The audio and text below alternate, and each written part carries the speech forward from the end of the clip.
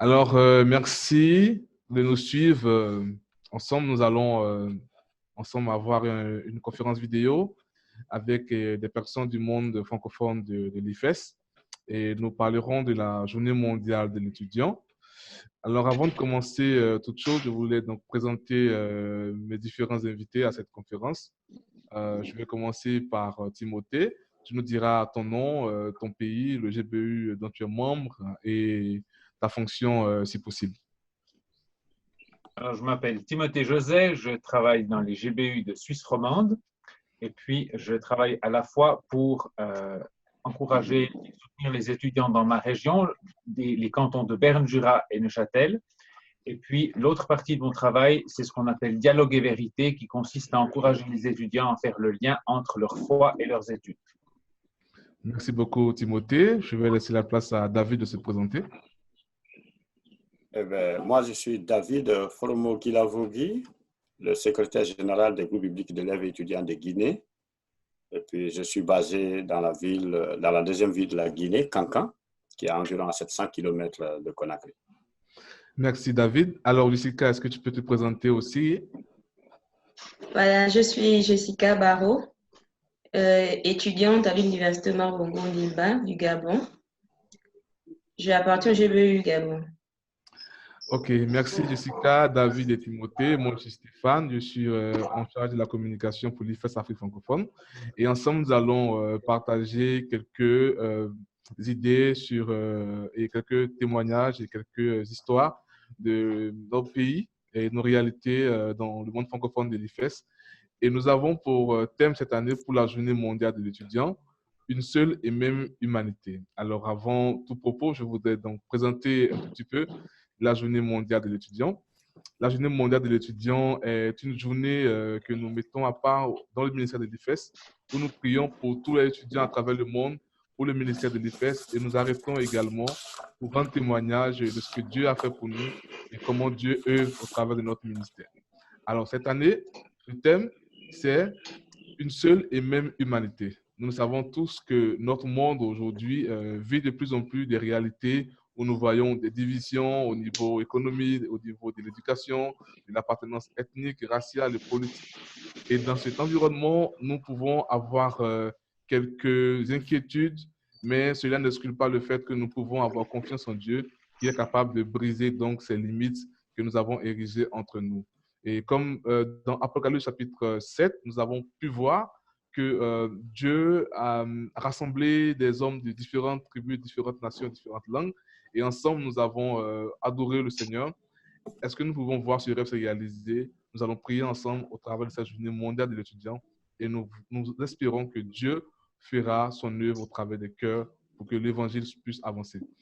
Alors, je vais donc commencer par Jessica, l'étudiante avec nous. Alors, Jessica, tu vas nous dire un tout petit peu quelles sont les réalités d'être un étudiant chrétien sur ton campus au Gabon. Alors, le Gabon est un pays laïque, voilà, qui regroupe plusieurs religions. Donc, nous n'avons pas vraiment de défi à vivre notre foi librement ici au Gabon. Donc, nous vivons tranquillement notre foi, librement, sans déranger les autres. Voilà. Merci beaucoup. David, quelles sont les réalités d'être un étudiant chrétien sur le campus en Guinée?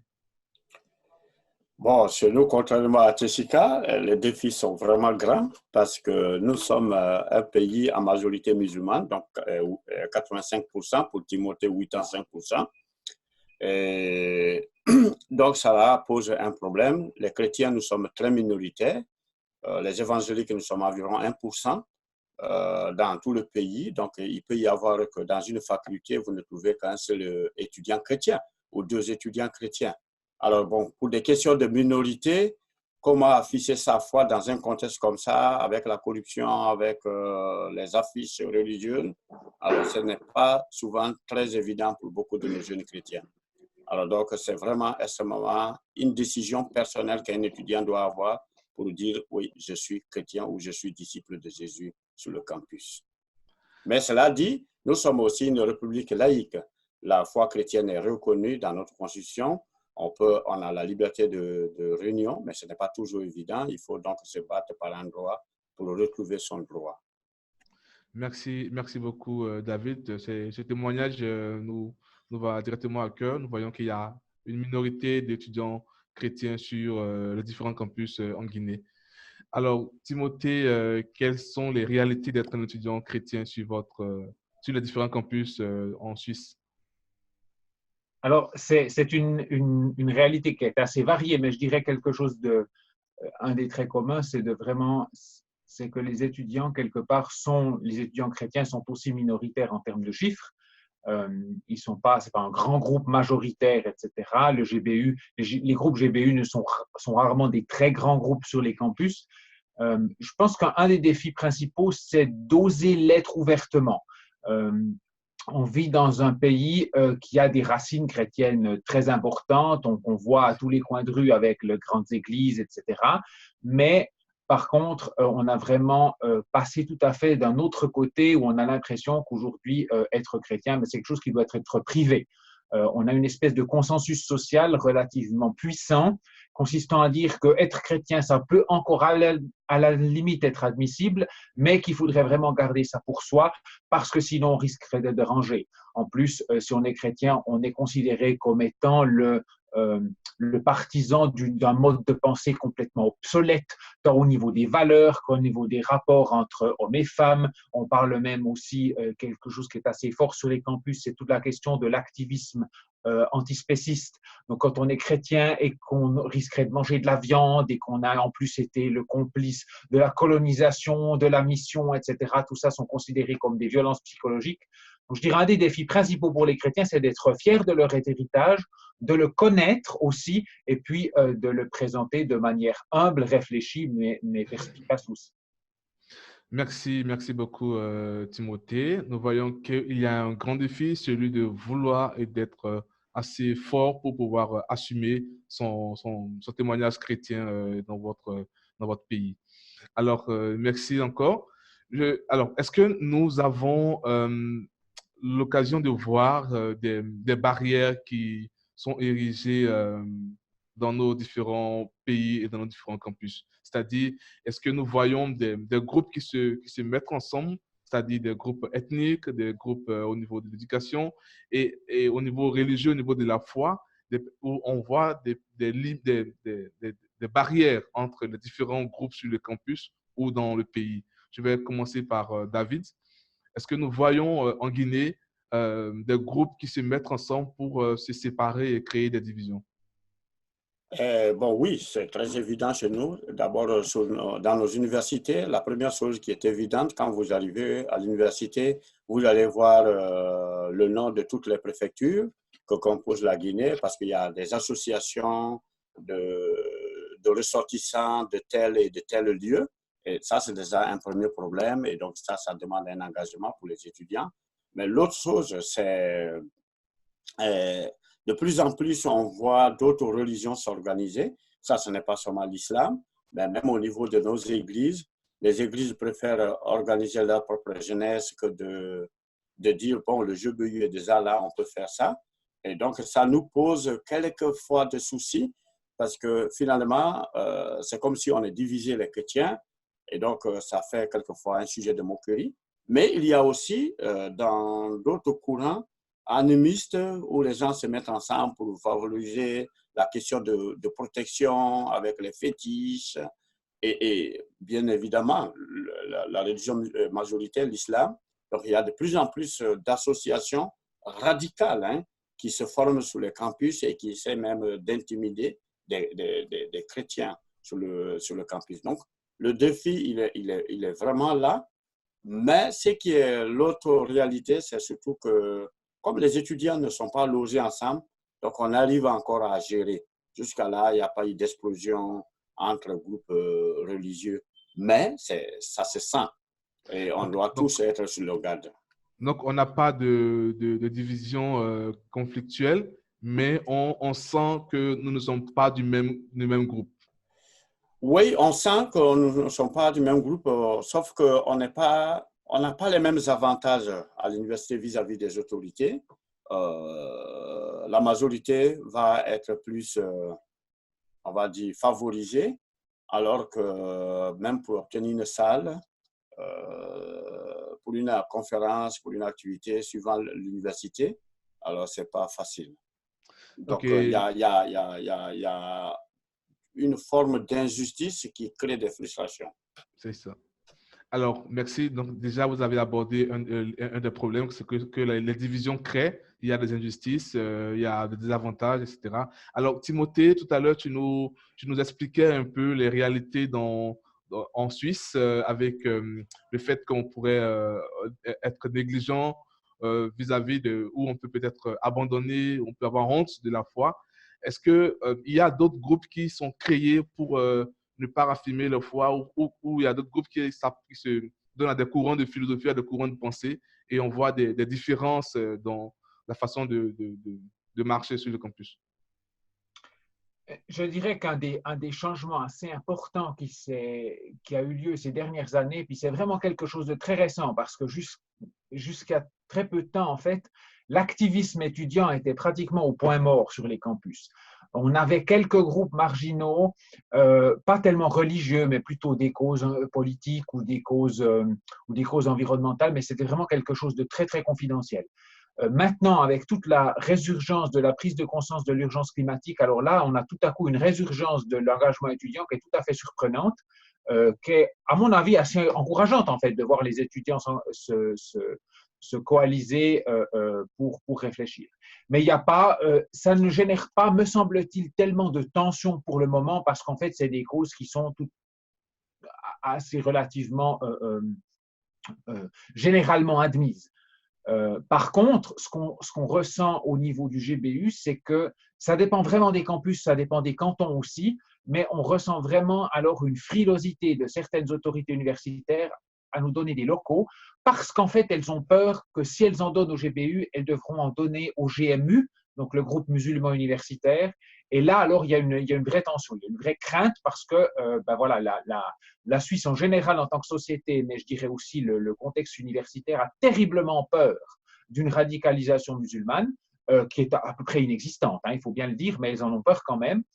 Et du coup, on a tendance à dire « Ah non, non, il faut absolument que l'université reste une zone tout à fait libre d'influence religieuse. » C'est encore toujours le mythe de la science neutre, de l'absence d'influence religieuse qui serait tout à fait néfaste dans les études. D'accord, on va rester un peu avec toi, Timothée. Est-ce que tu as déjà vu des chrétiens qui s'unissent pour créer, pour briser ces barrières? C'est une bonne question, une question compliquée. Je n'ai pas l'impression de voir vraiment ça. J'ai l'impression que par rapport à il y a 20 ou 30 ans, les étudiants chrétiens sont beaucoup moins sensibles à des loyautés dénominationnelles. Ça ne les intéresse pas beaucoup de savoir qui vient de quelle ou quelle église. Donc, en général, on se retrouve ensemble et on le fera plutôt selon des affinités de personnes, des affinités peut-être de style ecclésial, les plus charismatiques, les moins charismatiques, mais il n'y a pas vraiment de dire « t'es un baptiste, je ne te parle pas parce que je suis presbytérien », ça n'existe pas vraiment, on ne s'intéresse pas vraiment à ces anciens conflits. Maintenant, est-ce qu'on travaille vraiment ensemble pour passer par-dessus, notamment avec d'autres groupes qui ne seraient pas des groupes chrétiens, etc. Je n'ai pas l'impression. Parce que le problème, c'est justement ce que je mentionnais avant, c'est cette question de sécularisation, de privatisation. En fait, les chrétiens se sont fait complètement manger par cette rhétorique-là et ont vraiment l'impression qu'il ne faudrait pas déranger. Ça, c'est très suisse aussi dans la culture, on ne veut pas déranger, donc on ne va pas forcément beaucoup s'impliquer sur le campus. Ok, merci, merci Timothée. Alors, Jessica, on va venir à toi. Et étant étudiante constamment sur le campus, est-ce que tu peux nous décrire un peu comment tu vois les divisions sur le campus et est-ce que des chrétiens se sont déjà mis ensemble pour passer au-dessus de ces barrières-là? D'accord, Stéphane. Bon, en ce qui concerne les divisions, ce n'est pas avec tous les groupes. Les obstacles se trouvent avec certains groupes qui essayent de montrer leur authenticité par rapport aux autres groupes. Donc, cela entraîne le manque d'unité et ça n'amène pas l'objectif final, en fait, d'annoncer Jésus-Christ en tant qu'enfant de Dieu et être un comme Jésus est un avec Dieu et le Saint-Esprit. Donc, cela entraîne parfois des divisions. On se méfie parfois entre nous, c'est-à-dire que certains groupes se méfient d'autres groupes. On se dit parfois que d'autres groupes ne sont pas bibliques et d'autres groupes sont sectaires. Donc, lorsque tu invites même parfois quelqu'un à prendre part à la réunion, il se méfie un peu. Donc, cela entraîne la division. D'accord, merci. Donc, on a des divisions au niveau, on peut voir la division au niveau des méfiances. En Guinée, Oui. on voit aussi qu'il y a des avantages que cela crée. Et aussi, en Suisse, on a aussi les universités qui veulent rester sous le style laïque et ne veulent pas favoriser un groupe majoritaire ou minoritaire. Donc, voici un peu les réalités que nous avons sur dans les différents pays que vous venez de partager. Alors, nous allons poursuivre notre entretien. Juste, j'aimerais savoir un tout petit peu, en tant que GBEUcien, qu'est-ce que vos pays sont en train de faire pour la journée mondiale de l'étudiant qui aura lieu ce 18 octobre? Je vais commencer par Jessica, notre étudiante. D'accord. Bon, cette année, nous voulons passer le premier jour au siège, c'est-à-dire passer du temps dans la prière et communiquer avec d'autres GBEU par appel vidéo. Donc, le deuxième jour, nous voulons aller à l'université, c'est-à-dire inviter d'autres groupes. Comme cette année, nous voulons être un, donc nous voulons inviter d'autres groupes à nous rejoindre et aller à l'université, prier pour l'université, prier pour chaque étudiant que nous allons rencontrer pendant ce jour, étudiant chrétien ou pas, et annoncer l'évangile. Merci, merci bien, Jessica. Alors, avec David, qu'est-ce qu'en Guinée, vous prévoyez faire pour la journée mondiale de l'étudiant? Bon, il faut dire que probablement on ne pourra pas respecter exactement parce que la rentrée universitaire ne sera pas encore une réalité chez nous. Mais qu'à cela ne tienne, nous ne voulons pas être absents dans la marche. Donc, au niveau de notre staff, nous nous sommes organisés. Le 18, nous consacrerons une... Je pense que la connexion fait défaut en Guinée. Alors, Timothée, tu peux nous dire un tout petit peu comment vous comptez célébrer la journée mondiale de l'étudiant? Alors, en fait, cette journée mondiale d'étudiants, elle tombe à pic pour le GBU de Suisse parce qu'il faut dire quelques secondes d'histoire. C'est que dans les GBU, nous avons eu un camp en début septembre, notre camp de formation annuel habituel, et nous avons été tout à fait frappés de la manière dont Dieu a conduit les choses pour que nous nous rendions compte à nouveau de l'importance de la prière dans le mouvement. C'est quelque chose qui avait eu tendance à être un peu négligé par le passé, et Dieu l'a vraiment parlé à la fois par les étudiants, à la fois par les orateurs, et c'est pour ça qu'on se réjouit que cette journée arrive. Donc, différents campus vont organiser différentes choses avec des rencontres notamment extraordinaires, puisque normalement, les GBU se réunissent très rarement le vendredi.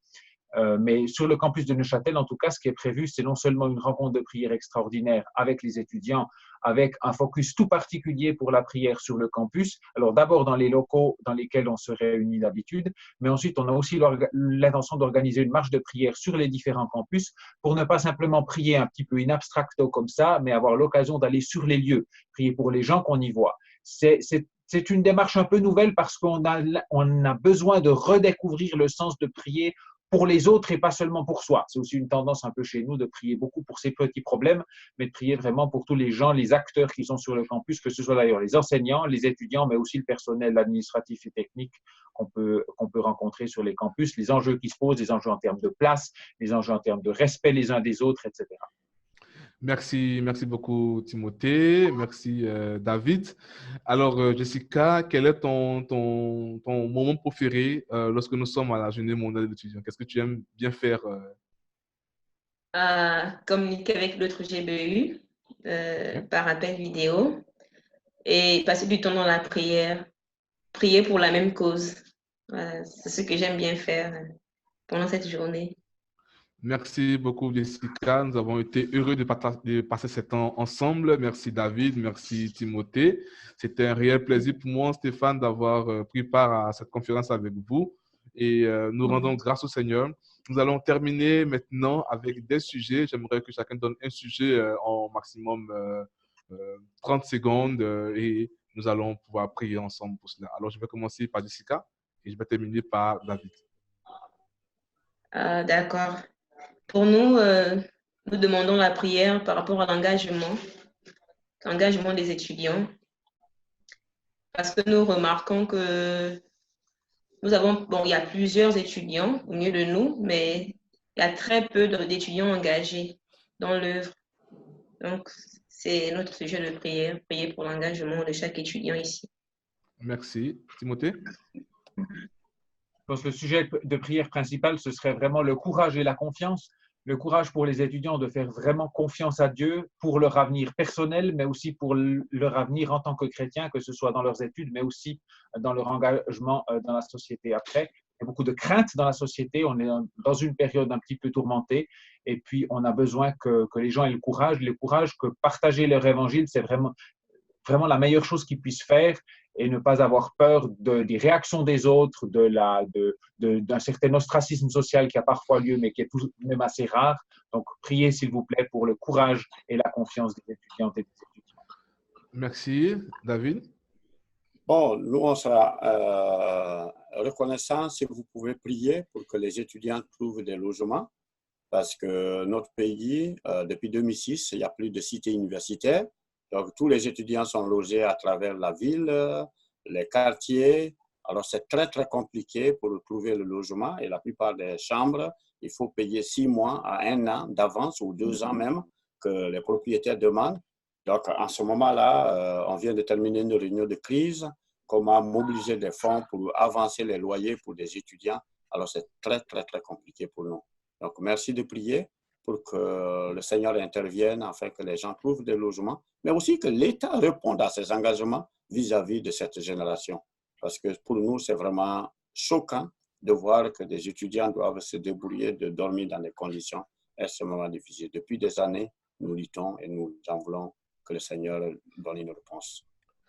Merci beaucoup, David. Merci, Jessica. Merci, Timothée. Nous prierons pour vous. Et, chers auditeurs, nous espérons que vous avez compris ce sujet. Priez pour la Guinée, pour l'engagement des étudiants. Priez pour que les étudiants en Suisse aient la foi et de croire que non seulement pour les études et pour leur avenir, que Jésus-Christ est au contrôle. Priez aussi pour les conditions des étudiants en Guinée.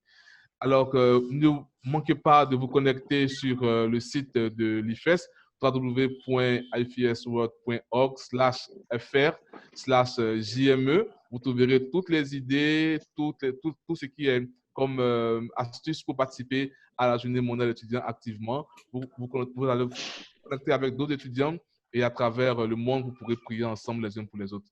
Merci infiniment, que le Seigneur vous bénisse et restez connectés pour la journée mondiale étudiant. Merci et à bientôt. Merci. Merci. À bientôt.